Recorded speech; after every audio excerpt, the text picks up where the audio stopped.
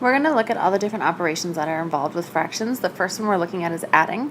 I have all of the steps here, and if you notice, the first step is in blue. The reason is because you can sometimes skip the first step. Actually, with adding, you can always skip the first step if you want. But with subtracting, you cannot skip the first step, and people assume that because they can skip it with adding, they can skip it with subtracting, and that's where they tend to get into trouble. So I'm going to do the first example twice, once with step 1 and once without. And then from there, I'll continue to do the problems with step 1, and you can choose on your work if you want to use step 1 or not when you're adding. So the first thing I'm going to do in this first example is, again, following step 1, is I'm going to change all my mixed numbers to improper fractions. So I'm going to do 4 times 2 plus 3. Doing that, 4 times 2 is 8 plus 3 gives me 11 over 4. Plus, and the same on the next one, 8 times 3 is 24, plus 5 is 29 over 8, and I've completed step 1. Step 2 now tells me to get a common denominator. I always have to have a common denominator when I'm adding or subtracting. So I see that the least common multiple between 4 and 8 is 8. It's the first number that they both go into. So 4 goes into 8 twice, 8 goes into 8 once. So if I want them both to have a denominator of 8, I need to manipulate the first fraction by multiplying the bottom by 2.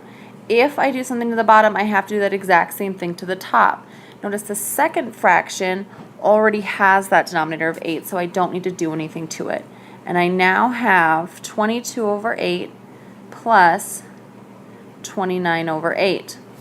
Well, I know step 3, step 2 is done. Step 3 then tells me to add the numerators and keep the same denominator. So 22 plus 29 gives me 51 over 8.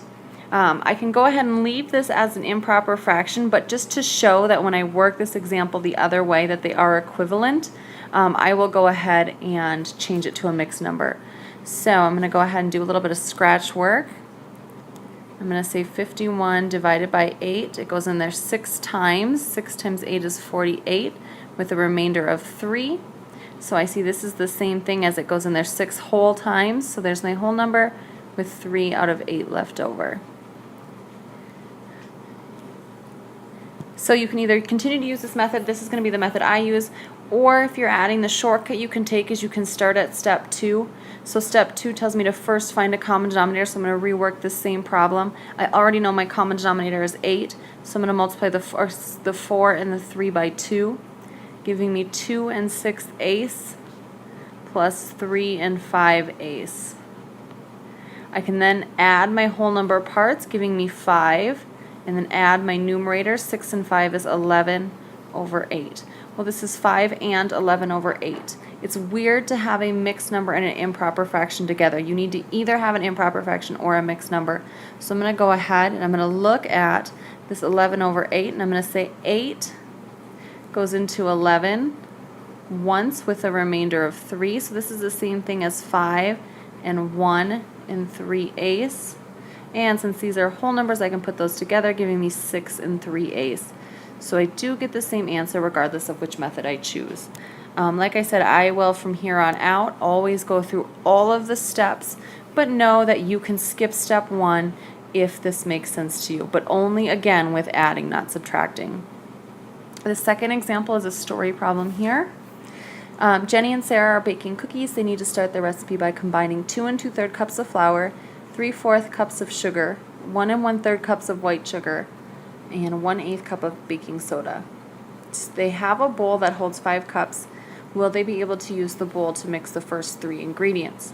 So I'm only looking at the first 3 ingredients. So the flour, which I see it's not the correct use of the word flour. It should be FLOUR. The brown sugar and the white sugar. So this 1/8 cup of baking soda isn't needed. I only want to look at the first 3. I always have to make sure and figure out what exactly is the problem asking. Well, I need to know how much total are these first 3 ingredients. Are they less than 5 cups? So let's go ahead and add those first 3 ingredients together and find out how much we have. And the first thing I'm going to do, if I'm looking at my steps, I know they're off of my screen, but hopefully you have them either written down or printed out, is change everything to improper fractions. So 3 times 2 is 6, plus 2 is 8/3. 3/4 does not have a whole number part, so I can not worry about that. 3 times 1 is 3, plus 1 is 4/3. Now I'm going to go ahead and I have 3, 4, and 3, so when I'm finding the least common denominator of those three numbers, I know that the smallest number that both 3 and 4 goes into is 12. So I'm going to use 12 as my least common denominator, so I'm going to need to multiply the 3 by 4, which means I also have to do the same thing to the numerator. The 4 by 3 to get to 12, same thing to the numerator, and again this 3 by 4. Doing so gives me 32 over 12 plus 9 over 12 plus 16 over 12. I can now add those tops together and keep the same bottom.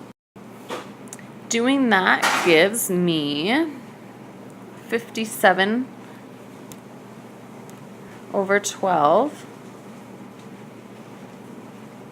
And I normally would just leave this as an improper fraction. I see they can both be divided by 3, so I would reduce it. However, I need to know what it is as a mixed number so I can answer the question. Again, with story problems, we always want to make sure that we cycle back and answer the question that we're given. So I want to know if this bowl holds 5 cups, can it fit 57 12th cups in there? Well, let's do 57 divided by 12.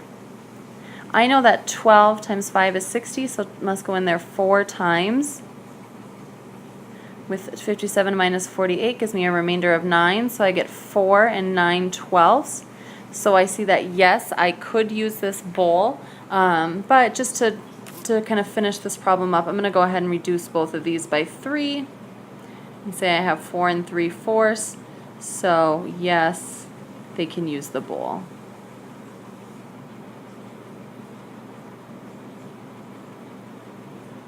And I have my answer, and I have answered the question they gave me. And that is it for adding. So again, just make sure you've got those rules down. The next video will be on subtracting, which is going to be very similar to adding.